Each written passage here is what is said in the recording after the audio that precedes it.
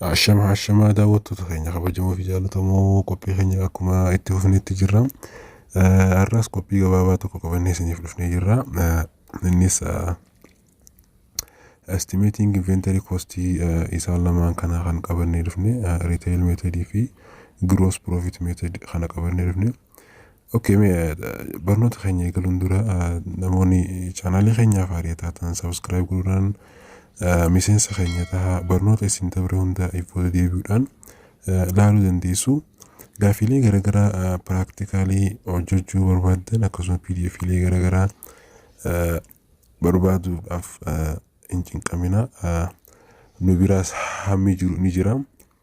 Shaamtiik jechuudhaan Telegram keenya seentanii argachuu dandeessu. Mi'arra gaafii qabannee barnoota qabannee irratti haa deebinu. Barnoonni keenya kanarraa estimating inventory kajoo kana qabannee dhufne. Inni kun chaaptarii isa dhumaati. Chaaptarii waan kanaa ka isa dhumaati jechuudha. Estimating inventory cost jechuun tilmaama baasii inventoryiti.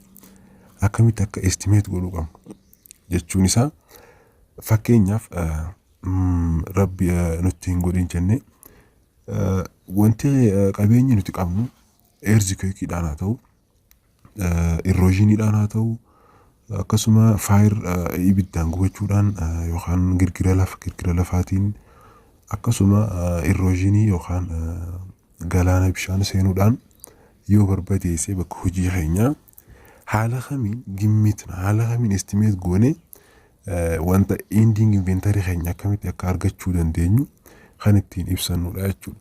Inventory keenya akkamitti tooftaa kamiin estimate akka goonu kan ilaallu haalota lamaan kana ilaalaa jechuudha. Inni jalqabaa retail method akkasuma the second is the gross profit methods jennaan. Haala isaan lamaan kana ilaalaa jechuudha. Retail methods yeroo hajennu mala daldalaatiin.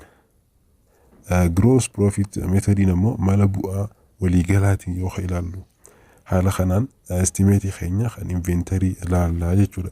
Yooniif riskiin nurratti argameedha jechuudha ka fayyadamnu. The retail method itti haa deebinu. A business may need to estimate the amount of inventory for the following reasons.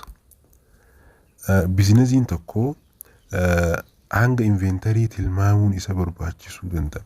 Sababoota armaan gadii kana tilmaamuu qaba jechuudha. Sababoota isaan armaan gadii kana. The first, perpetual inventory record are not maintained. Jechuun galmeen inventory bara hin qabu yoo ta'e tilmaamuun isa ni barbaachisa. Maaliif mana san keessa galmee kaa'ee galmeenis meeshaaleen gurgurtaaf achi keessa ta'anis yoo ibiddaan gubatame ta'e yoo kan gubatame ta'e galmeen hin jiru jechuudha. Kanaaf tilmaamuun isa ni barbaachisa. Haala tokkichaa kanaan barbaachisaa jechuudha. Inni itti aanu a disaster such as fire or flood has destroyed the inventory records and the inventory. Balaan akka ibiddaa yookaan lolaa barbadeessee yoo jiraate galmee inventory fi inventory. Galmee nuti irratti inventory goonuu fi akkasuma balaa lolaatiin yookaan barbadaa'u ta'e galmeen sun waan hin jirreef estimate godhuu qabna jechuudha. Tilmaamuudha qabna jechuudha. Inni jalqaba galmee inventory bara yoo hin qabaanne ta'e. Maaliif abbicha kun kan galmeessu yoo hin taane ta'e. Inni jalqabaa kun yoo kan hin galmeessine ta'e kanaaf dirqama inni tilmaama keessa galuu qaba jechuudha. Akkasuma balaa ibiddaa yookaan lolaan yoo kan barbadaa'e ta'e akkasumatti estimate godhuu qaba jechuudha. The third, monthly or quarterly financial statements are needed, but a physical inventory is taken only once a year.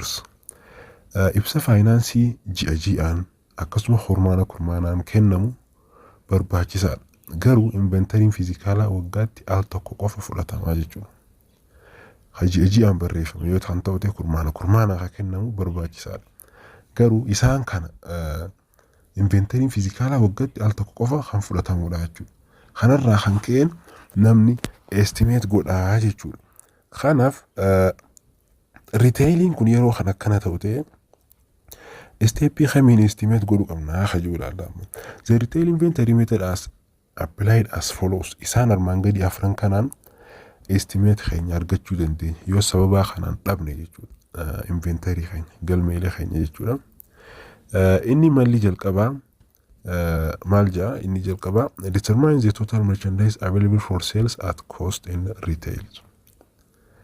Tarkaanfiin jalqabaa meeshaalee daldalaa waliigalaa baasiidhaan gurgurtaaf dhiyaatan cost of available for sale san murteessuu fi gurgurtaan daldalaa akkamitti akka gurguramu yookaan retail method san ilaaluudha qabnaa jechuudha. Retail price yookaanis ilaaluu qabnaa jechuudha. Haala kanaan steppii jalqabaa estimate godhuu dandeenya jechuudha. Okay, inni itti aanu determine the ratio of the cost to retail of the merchandise available for sales. Determine godhuu qabna cost of retail ratio baasii fi retail methodidha. Retail ratio kan ittiin adda baafnu formulaan isaa retail ratio of the cost of retail ratio kun merchandise available for sale at cost over merchandising available for sale at retail jennee waliif hirraa jechuudha. Steppii lammaffaa irratti kanarratti estimating keenya kan retail ratio ni arganna jechuudha. Okay, step 3 determine the ending inventory at retail by deduct the net sales from merchandise available for sales at retails. Ending inventory at retail argachuudhaaf merchandising available for sales at retail deduct irraa goota hir'isuu net sales gurgurtaa waliigalaa irraa hir'istaanii jechuudha. Okay, on step 4 estimate the ending inventory cost by multiplying the ending inventory at retail by the cost of retail ratio. Cost of ending inventory estimate godhuudhaaf ending inventory at retail multiply goona. Ending inventory at retail price multiply cost to retail ratio goona jechuudha. Cost to retail ratio dhaan baay'ifna jechuudha. Ending inventory at retail price. Haala kanaan kan estimate goonudha jechuudha. Steppii afran kana jala deemne jechuudha.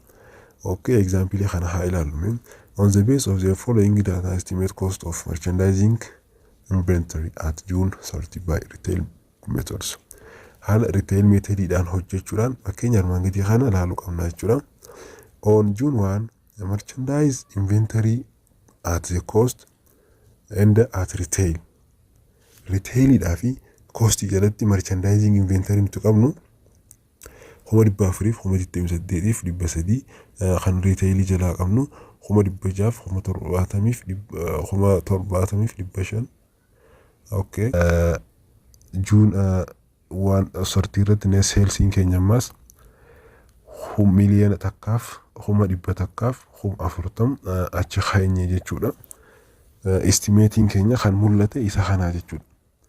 Wanti nuti barbaannu merchandising available for sale hin beeknu, ending inventory keenya hin beeknu. Wanni nuti inventory keenya irraa arganne merchandising inventory, purchase net and sale net qofa. Isaan haga kana arganne jechuudha. Okay, isa kana mee isa as gadi kanatti haa ilaallu. Merchandising inventory keenya ka costiitii fi akkasuma kan retail kaayyannaa itti aanee purchase net keenyas akkasuma itti kaayyannaa. Ammoo steppii waan keenya kajannee eegallaa jechuudha. Amma determine merchandising available for sales. Merchandising available for sale keenya asirratti walitti idaana. Kan costii kana walitti idaana akkasuma kan retail irraa argannes walitti idaana jechuudha. Purchase net fi merchandising inventory cost wali idaane merchandising available for sale at cost arganna. Akkasuma merchandising inventory fi purchase net retail wali idaane merchandising available for sale retail arganna jechuudha. Okay, khayni itti aanu step 2 determine cost of retail ratio. Cost to retail ratio arganna jechuudha. Inni kun akkuma jenne cost over retail jechuudha. يوخان merchandising available for sale at cost over merchandising available for sale at retail جناجو إسا سترغني خا كوستي هيرو إسا ريتيلي أرغني هيرا برسنتي دان برسنتي جاتمي في أفرنو دفاجي جورا إني تيانو سيرس ني سيرسين كينيا كمونو فخنمي خن ريتيلي قمنا جورا ني سيرس آت ريتيلي أستبر ريفنا ريتيلي مجالتي إني تيانو merchandising inventory جون سرتي آت ريتيل أوكي إسا خانا أرغت جولاف وانتي ورد راهر اسمه جراتي merchandising available for sales retail hir'isu ne sales walirraa hir'isnaa jechuudha. Kana irratti jechuun merchandising available for sale at retail kono asirratti at retail miliyoona takkaaf 620 hir'isu ne sales miliyoona takkaaf 140 yoo hir'isnu 480 argannaa jechuudha merchandising inventory. Okay, merchandising inventory June 30 at estimate cost. Isa kanaas jechuun cost of ending inventory jechuudha. Merchandising inventory jechuun at estimate costiin ending inventory costii kan ilaallatudha jechuudha. Isa kana akkamitti baay'ifna ending inventory at retail cost. Ending inventory at retail cost yookaan merchandising inventory at retail arganne sitti 480 baay'isu cost to retail ratio. Cost to retail ratio keenya percentage 64 waliin baay'ifna jechuudha. Step 4 dha. Step 4 keenya yeroo waliin baay'ifnu isa kana kan argannu ta'a jechuudha. Hayyala kana kan ilaallu ta'a. Inni itti aanu gross profit method jennaan jechuudha. Step afuraffaan mala bu'aa waliigalaa tilmaama inventory jechuudha. Inni kan akkamitti akka estimate goonu ilaallu ta'a jechuudha. The gross profit use the estimate gross profit for the period to estimate inventory at end of the period. The gross profit method is applied as follows. Innis akkuma return ratio ti step 1 kan ittiin estimate gross profit goonu qabaa jechuudha. The first start determine the merchandising available for sale at cost. Costs of goods available for sale determine good qabna jechuudha. Step dura step initial determine the estimated cost of merchandising sold by deducting the estimate gross profit from the net sales. Determine estimate gross profit akkamitti argannu ta'u gross profit at ratio multiplying by net sales goone formula isa kanaan arganna jechuudha. Isa kana kan walirraa multiply goonuun jechuudha. Step 3 step in isa sadaffaa determine estimate cost of merchandising sold by deducting estimated gross profit from the net sales. Cost of goods sold jechuudha. Merchandising sold jechuun cost of goods sold hanya kamitti arganna net sales minus gross profit estimated isa lammaffatti arganne kana net sale irraa hir'isna jechuudha. Gross profit step 2 kana estimate gross profit step 2 irratti arganne net sale dhaan deduct goone deebisaa isaa arganna jechuudha. Okay, step 4. Step 4 is one step dhumaatti estimate the ending inventory cost by deducting the estimate cost of merchandising sold from the merchandise available for sales. Cost of ending inventory akkamitti arganna yoo jennu cost of available for sale hir'isu or deduct cost of goods sold. Cost of goods sold irraa hir'isna yookaan merchandising available for sale minus merchandising sold. Isa kana walirraa hir'isna jechuudha. Merchandising sold dhaan hir'isnee arganna jechuudha. Okay, mee isa kanas formula yookaan example tokko fudhannee haa ilaallu. Okay, example isa asii gadi kanatti arginu the merchandising inventory was destroyed by fire on October 20. The following data were obtained from the accounting records. Accounting record irratti kan argame isaan haga kanatu argame jechuudha. Hammi kan fire or earthquakeidhaan haa ta'u wantoota garaagaraatiin barbadaa'ee jira jechuudha. Isa haga kana evidensii itti qabaa jechuudha. Okay, merchandising inventory. Merchandise inventory jechuun yookaan beginning inventory jennaan. Wanni itti jalqabe miliyoona takkaaf $160 qabaa jechuudha. Okay, inni kaan January 1 October purchase net inni kun ammas kan itti bite 850 kan bite jechuudha. Akkasuma amma net sales osoo hin dabalin achitti wanti asitti hubachuu qabnu net sales keenyas waan nu kennameef asitti estimate gross profit keenyas percentage 36 waan nuuf kennameef solution as gaditti qadabaru ta'a jechuudha. Isa hamma kana kan evidenceidhaan argannedha jechuudha. Hammi kan fire or loss ta'uudhaan dhabamanii jechuudha. Okay, solution merchandising inventory at January isa kana arganne, purchases akkasuma arganne jirra. Garuu merchandising available for sale yookaan cost of goods available for sales isaan akkamitti kan argannu yoo ta'u, formulaan isaa cost of goods available for selling maal ta'a beginning inventory plus net purchases isaanuma lamaan kan walitti ta'u miliyoona takkaaf 60 akkasuma purchase keenyas 850 walirratti daane miliyoona takkaaf 10 nuuf dhufaa jechuudha. Okay, akkasuma net selling qabna. Net selling keenya miliyoona takkaaf 80 dhufe. Okay, estimate gross profits amma formula step 2 kan achi deebinee ilaaluu qabnu ta'a jechuudha asirratti.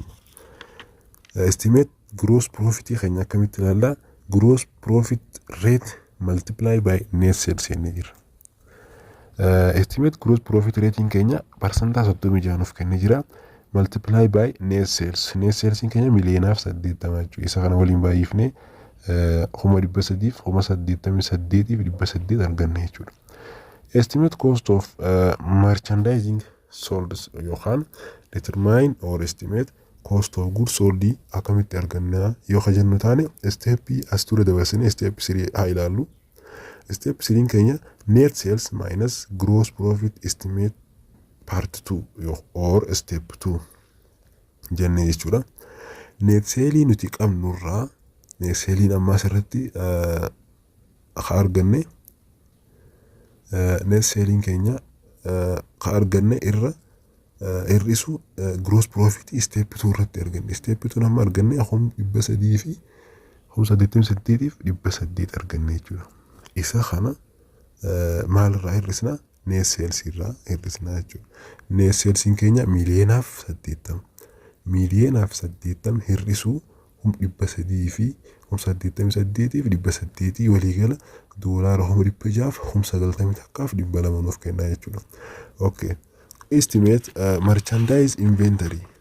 Merchandising inventory or ending inventory keenya akkamitti arganna yoo jettan taate formula step 4 itti deebinee ilaaluu qabna jechuudha. Formulaan step 4 keenya maal jaata? Cost of ending inventory or merchandising inventory equals to cost of available for sale or merchandising available for sale minus cost of goods sold. Merchandising available for sale keenya miliyoona takkaaf 10 akkasuma cost of goods sold keenya 600 fi 90 takkaaf 200 jechuudha. Isaan kana yoo walirraa hir'isnu ta'e miliyoona takkaaf 10 hir'isu 600 90 takka fi 200 yookaan walirraa hir'isnu ta'e 300 fi 18,800 arganna jechuudha. Hayya haala kanaan kan ittiin example isaatti yookaan estimate keenya kan nu duraa bade argannu ta'a jechuudha. Accounting record irraa yookaan dhabame ta'e jechuudha. Mee ammas example isa biraatiin isiniif simplest godhuu barbaade. Example lamaan haala salphaa akka isiniif ta'uuf example kanatti haa dabarrume. Okay. example kanatti yoo kan dabaru ta'u on the base of following data estimate the cost of merchandising inventory at June 30 by retail method. Retail method dhaan wantoota armaan gadii kan mul'ate kana kan hin mul'anne estimate godhu qabdanii jira. Wantoonni armaan gadii kan mul'atan merchandising inventory keenya estimate godhuu osoo hin ta'in inni kun irni argamee jira jechuudha. Akkasuma purchase net and sale net isaan sadeen kana qabnaa jechuudha koostiidhaa fi retail isaaniitiin. Kanaaf barbaadamaa maal jedhee required estimate the cost of ending inventory by using retail methods.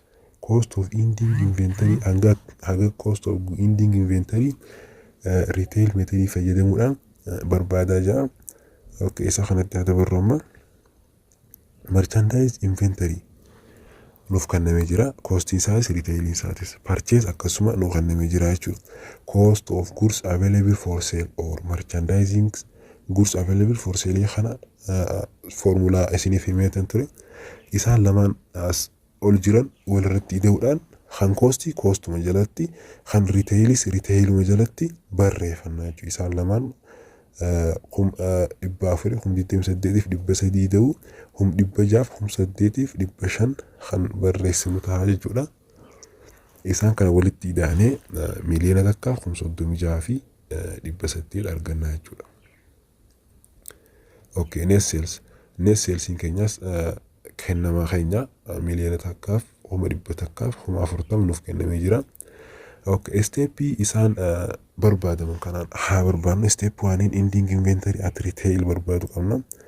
Ending inventory at retail yoo kan barbaadnu ta'u cost of goods available for sale at retail minus net sales. Cost of goods available for sales at retail. Cost of goods available for sale at retail keenya miliyoona takkaaf 620,000 dhufa jechuudha. Hir'isuu net sales. Net sales keenya miliyoona takkaaf 100,000 nuuf dhufee jechuudha. Isa kan walirraa hir'isnee ending inventory at retail argannaa jechuudha. On step 2 retail ratio. Retail ratio argachuudhaaf cost of goods available for sale at cost divided by cost of goods available for sale at retail. Formulaan kanuma reefu yookaan example jalqabaat irratti ilaalle sanuma. Isuma kanaan ammas divisionii gurgurna jechuudha. Waliif hirraa jechuudha. Okay, inni kun cost of available for sale at costing keenya meeqa? Miliyoona takkaaf 36,800 hiruu cost of goods available for sale at retailing keenyas miliyoona takkaaf 620,000 waliif hirraa jechuudha. Deebisaa keenya haala percentageidhaatiin kan argannu ta'a jechuudha. Retail ratio waan ta'eef ratioodhaan waan kaayamuuf. On step 3 estimate cost of ending inventory. Ending inventory keenya estimate yeroo goonu ending inventory at retail multiply by retail ratio. Ending inventory keenya step 1 irratti argannee turre. Ending inventory keenya 480 baay'isuu retail ratio keenyas percentage 64 0.64 hayyannaa jechuudha. Deebisaa isa kana akkanatti isa argannaa jechuudha. Okay, isa itti aanu kan ilaallu yoo ta'u inni kaanis gross profitidha. Example kana ilaallu isa kanas merchandise inventory was destroyed by fire on October 20. The following data were obtained from accounting records. Merchandising inventory keenya destroyed ta'ee jira jechuudha. Yookaan bakki meeshaa daldala keenyaa ibiddaan kan fire destroyed ta'ee jechuudha. October 20 irratti isa kana kan armaan gadii kun immoo accounting record estimate yookaan obtain arganneedha jechuudha. Isa osoo hin gubatin account record kana arganne jechuudha. Isa kam isa armaan gadii kana merchandising inventory purchase akkasumas sales estimate gross profit rate isaan arfan kana arganne jechuudha. Amma require kan goonu inni barbaadamu estimate the cost of ending inventory by using gross profit percentage. Gross profit idhaan fayyadamuudhaan ending inventory step isaaniitiin hojjedhu jaa. Okay, isa kanas hojjennu. Merchandising inventory duraan nuuf kennamee jira. Akkasumas as kaayyannaa 160 purchase netis 150 cost of goods available for sale keenya immoo akkuma steepii formulaa kana duraan hojjennetti isaan lamaan walitti deemuudhaan miliyoona takkaaf 10,000 kan nuuf dhufu ta'a jechuudha. Okay, inni itti aanu estimate gross profit. Estimate gross profit. Gross profit akkamitti tilmaamannaa? Net sales multiply by gross profits. Net sales gross profit multiply by net sales wal jijjiire kunis numa ta'a. Net sales keenya meeqa?